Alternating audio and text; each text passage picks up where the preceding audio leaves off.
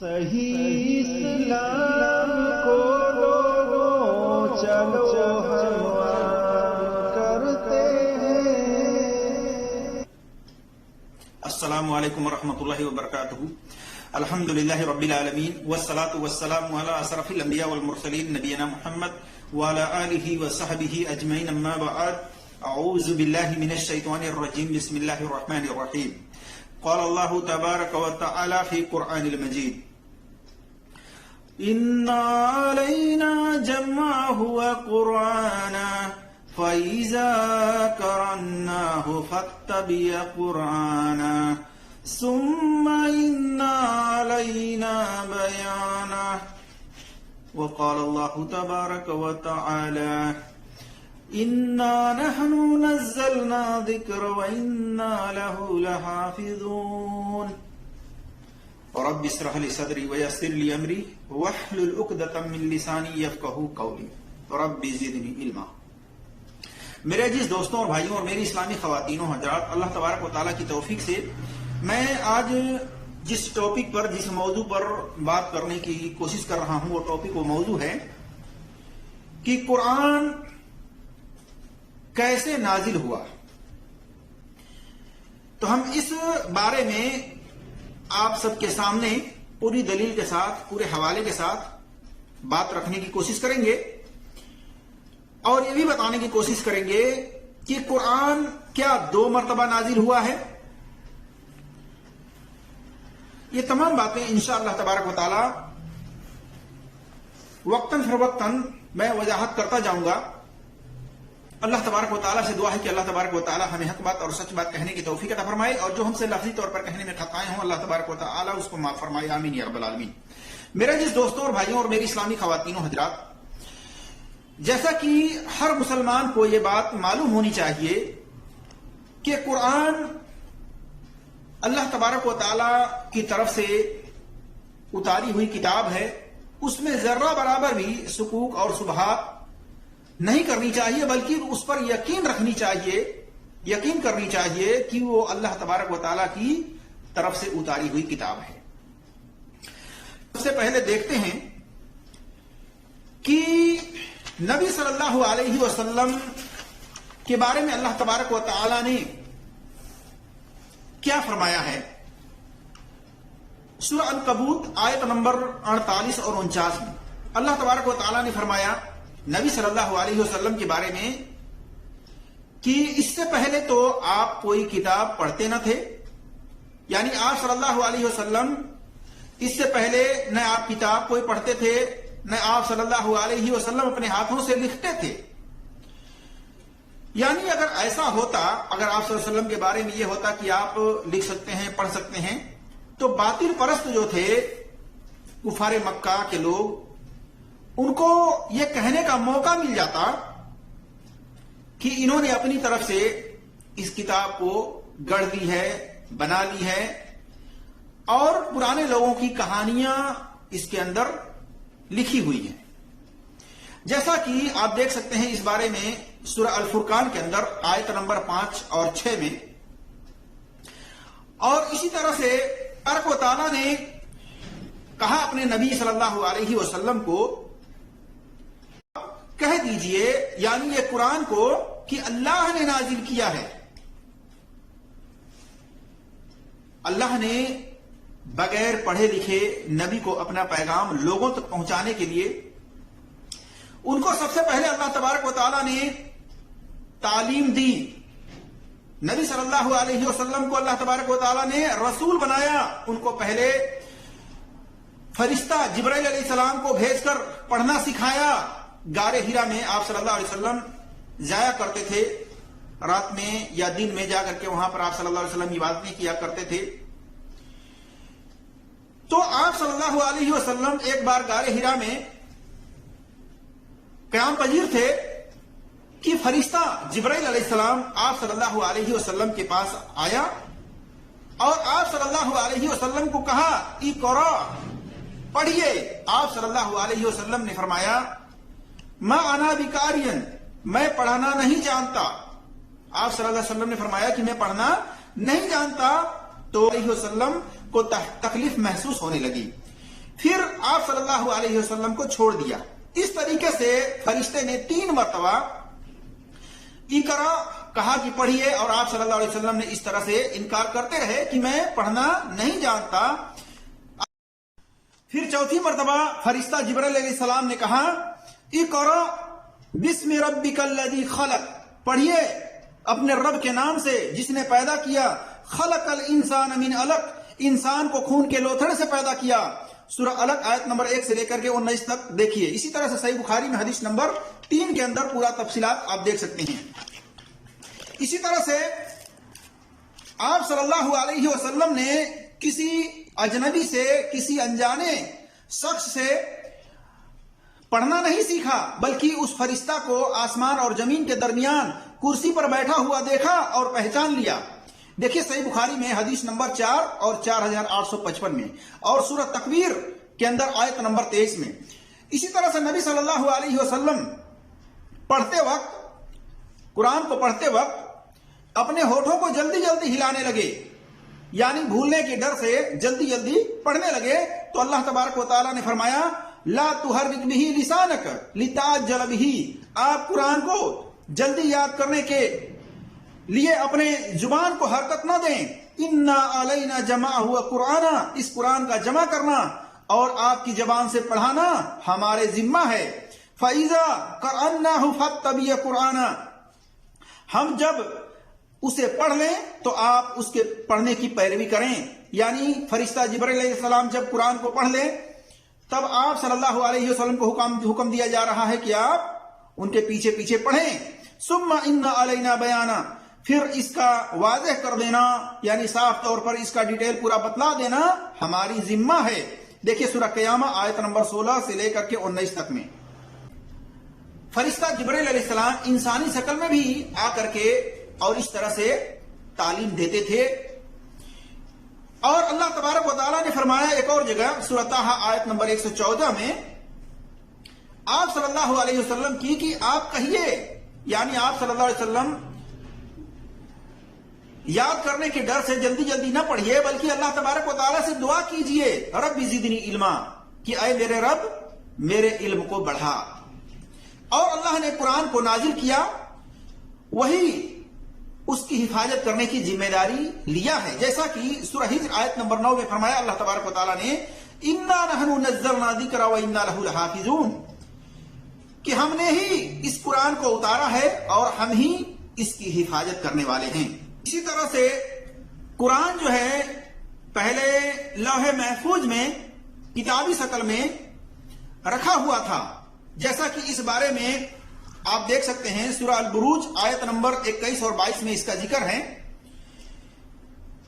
اور اسی طرح سے وہاں سے لوح محفوظ سے اس قرآن کو مکمل طور پر الفاظ اور معنی کی صورت میں آسمان دنیا کے اوپر جو بیت العزت ایک مکان ہے وہاں پر مکمل طور پر قرآن کو نازل کیا گیا، وہاں پر رکھا گیا دنیا کے پہلے آسمان کے اوپر بیت العزت پر. اور وہاں سے وقتاً فوقتاً، یعنی ضرورت کے تحت جب ضرورت ہوئی تو جبرائیل علیہ السلام اس قرآن کی آیتوں کو، قرآن کی صورتوں کو نبی صلی اللہ علیہ وسلم کے دل پر اتارتے رہے اللہ کے حکم سے.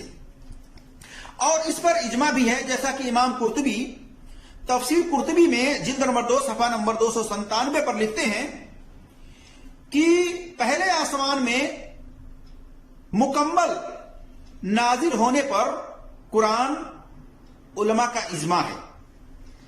اور اسی طرح سے عبداللہ ابن عباس رضی اللہ تعالیٰ عنہ کے قول سے بھی یہ بات واضح ہے کہ عبداللہ ابن عباس رضی اللہ تعالیٰ عنہ بیان کرتے ہیں کہ پورا قرآن لیلۃ القدر میں دنیا کے پہلے آسمان پر اتارا گیا، پھر تھوڑا تھوڑا نبی صلی اللہ علیہ وسلم کے دل پر اتارا گیا. دیکھیے سنن کبریٰ للبیہقی کے اندر حدیث نمبر 8304 ہے، سنن نسائی کبریٰ کے اندر حدیث نمبر 11689 ہے، اسی طرح سے 11308 ہے. تاریخ الاسلام حافظ ذہبی کی جلد نمبر 1 صفحہ نمبر 410 ہے، اور مصنف ابن ابی شیبہ کے اندر جلد نمبر 10 صفحہ نمبر 533 وغیرہ ہے. تو پتہ چلا کہ یہ قرآن مکمل طور پر کتابی شکل میں لوح محفوظ میں رکھا ہوا تھا، اور وہاں سے الفاظ اور معنی کی صورت میں مکمل طور پر آسمان دنیا کے اوپر جو بیت العزت ہے وہاں پر اس کو رکھا گیا، اور وہاں سے جب جب ضرورت پڑی جبرائیل علیہ السلام اللہ کے حکم سے اس تھوڑے تھوڑے آیت کو یا مکمل کچھ صورتوں کو تھوڑا تھوڑا کر کے لا کر کے اور نبی صلی اللہ علیہ وسلم کے دل پر اتارتے رہے۔ لیکن اس سے پہلے کہ اللہ تبارک و تعالیٰ نے جبرائیل علیہ السلام کے ذریعے سے نبی صلی اللہ علیہ وسلم کو پڑھنا سکھایا۔ اور اسی طرح سے میرے عزیز دوستوں اور بھائیوں اور میری اسلامی خواتین و حضرات، یہ قرآن اللہ تبارک و تعالی نے جو نازل کیا، یہ جبرائیل علیہ السلام کے ذریعے سے نازل کیا، جیسا کہ سورہ البقرہ آیت نمبر 97 میں دیکھ سکتے ہیں۔ اور جبرائیل علیہ السلام نے خود کہا کہ اے نبی، ہم آپ کے رب کے حکم کے اتر نہیں سکتے، یعنی آپ کے رب کے حکم کے بغیر ہم نہیں اتر سکتے ہیں۔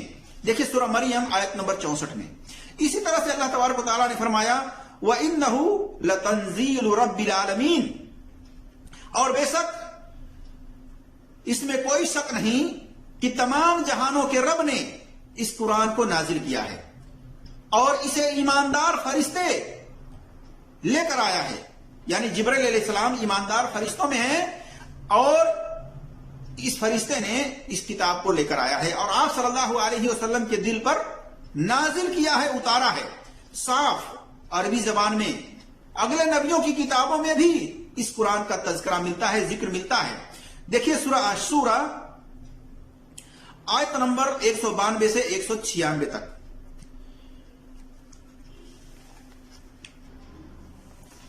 اسی طرح سے یہ قرآن 7 حروف میں اتارا گیا، 7 لہجے میں اتارا گیا۔ اس تعلق سے ابی بن کعب رضی اللہ تعالیٰ عنہ بیان کرتے ہیں، یہ لمبی حدیث ہے جس کا مختصر حصہ میں آپ کے سامنے رکھتا ہوں۔ صحیح مسلم میں حدیث نمبر 1906 ہے، 821 وغیرہ ہے، کہ نبی صلی اللہ علیہ وسلم، ابی بن کعب رضی اللہ تعالیٰ عنہ بیان کرتے ہیں کہ نبی صلی اللہ علیہ وسلم بنی غفار کے تالاب پر تھے کہ جبرائیل علیہ السلام ان کے پاس آئے، اور اسی طرح سے میکائیل علیہ السلام کا بھی ذکر ہے دیگر روایتوں میں۔ تو جبرائیل علیہ السلام آئے ان کے پاس اور کہا کہ اپنی امت کو ایک حرف پر قرآن پڑھائیں۔ آپ صلی اللہ علیہ وسلم نے کہا میں اللہ سے معافی اور بخشش چاہتا ہوں، اور میری جو امت ہے اس کی طاقت نہیں رکھے گی۔ اس طرح فرشتہ ایک حرف کو بڑھانے کا مطالبہ کرتا رہا، 1 سے 2 3 4 تک، اور نبی صلی اللہ علیہ وسلم اپنی امت کی کمزوری بتاتے رہے۔ آخر میں فرشتہ نے کہا بے شک اس میں کوئی شک نہیں کہ اللہ حکم دیتا ہے کہ آپ اپنی امت کو قرآن 7 حرفوں پر یعنی 7 لہجوں پر پڑھائیں، اور ان حرفوں میں سے جس حرف پر پڑھیں گے وہ ٹھیک ہوگا۔ یعنی 7 جو لہجہ تھا قرآن پڑھنے کا، ان میں سے امت جس حرف پر بھی پڑھے گی، جس لہجے پر بھی پڑھے گی، وہ لہجہ بھی ٹھیک ہوگا، اس میں کوئی حرج نہیں ہوگا۔ اسی طرح سے اس لہجے میں کیا اختلاف تھا، وہ لہجہ کیا تھا، وہ بھی میں آپ کے سامنے نشاندہی کرتا چلوں کہ قرآن کے لہجے جو 7 تھے اس میں اختلاف کیا تھا۔ قرآن کے 7 قراتوں پر نازل ہونے والی حدیث متواتر ہے۔ 7 حرفوں قراتوں سے مراد بعد الفاظ کی قرات کا اختلاف ہے، ٹکراؤ ہے، جس کی وضاحت کے لیے چند مثالیں میں دینا چاہوں گا۔ نمبر 1، قاری عاصم بن ابیل نجود کوفی وغیرہ نے مالکی یوم الدین پڑھا، یعنی ایک جگہ انہوں نے مالکی یوم الدین پڑھا، جبکہ قاری نافع بن عبد الرحمن بن अबी नईम मदनी ने मलिक यौमिद्दीन पढ़ा। पहली करात पर बर्रे सगीर, हिंदो पाक, बांग्लादेश वगैरह में मतवातर है, यानी इसी पर लोग पढ़ते हैं।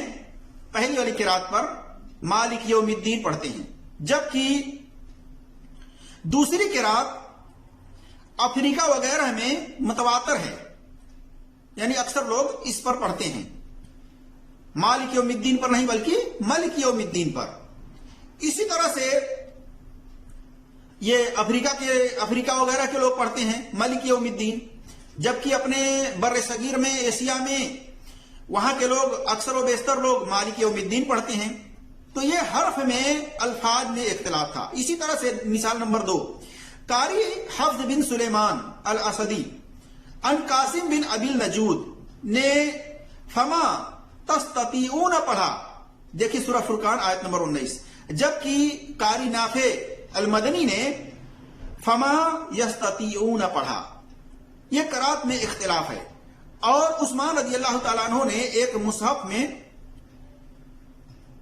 दूसरी करातों को पिरो दिया, जैसा कि हाफिज जुबैर अली जई रहमतुल्लाह ने अल मुअत्ता के अंदर हदीस नंबर 571 के तस्रीह में यह बात लिखी है। तो ये अल्फाज में थोड़े बहुत इख्तिलाफ थे। इस तरह के अल्फाज 7 लहजों में नाजिल हुए थे, और इस 3 लहजों में यह कह दिया गया कि जो भी लहजा इस्तेमाल करेगा आदमी वो ठीक होगा, यानी गलत नहीं होगा। और सारे सहाबा इस बात को जानते भी नहीं थे, जैसा कि मैं आगे वजाहत करूंगा इस बारे में। तो पता चला कि कुरान 7 लहजों में नाजिल हुआ है, 7 करातों में नाजिल हुआ है। और इन 7 लहजों में से जिस लहजे को भी आदमी अख्तियार कर ले, जो भी उसको यह लहजा आसान हो पढ़ने में, वो पढ़े, क्योंकि ये लोगों के लिए आसानी दी गई है। लोगों की आसानी करने के लिए 7 लहजे में कुरान को नाजिल किया गया था कि इसमें से जो आसान हो वो लोग पढ़ लें। इसी तरह से मेरे अजीज दोस्तों और भाइयों और मेरी इस्लामी खवातीन हजरात, कुरान क्या जो रमजान नबी सल्लल्लाहु अलैहि वसल्लम के दौर में था, क्या नबी सल्लल्लाहु अलैहि वसल्लम के दौर में जो रमजान था उसमें जो रोजे फर्ज हुए थे, उसी रोजों में, उसी लैलतुल कद्र में ये कुरान नाजिल हुआ था? मैं इस बारे में भी कुछ वजाहत आपके सामने रखने की कोशिश करता हूं।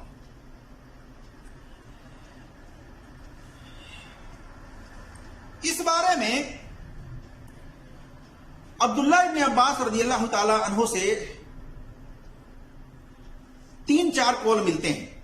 एक तो एक ही कहा गया कि कुरान जो है 25 साल में मुकम्मल हुआ, या कुरान 20 साल में मुकम्मल हुआ, या कुरान 23 साल में मुकम्मल हुआ। लेकिन राजिह यही है अक्सर अइम्मा दीन के नजदीक कि कुरान 23 साल में मुकम्मल हुआ। 13 साल मक्के में नबुवत मिलने के बाद से, और हिजरत करने के बाद मदीने में 10 साल, टोटल जो है कुरान 23 साल में नाजिल हुआ। इसी तरह से मेरे जिस दोस्तों और भाइयों और मेरी इस्लामी खवातीनों हजरात, मैं इस बारे में बताना चाहूंगा कि कुरान रमजान के रोजे के अंदर जो लैलतुल कद्र है उसमें नाजिल हुआ, या उससे पहले रमजान के उन रोजों में नाजिल हुआ जो पहले की उम्मतों पर फर्ज था। जैसा कि सूरह अल बकरा आयत नंबर 185 में है कि नबी सल्लल्लाहु अलैहि वसल्लम के दिल पर रमजान के महीने में लैलतुल कद्र में कुरान को उतारा गया, उसी में कुरान का उतरना शुरू हुआ। और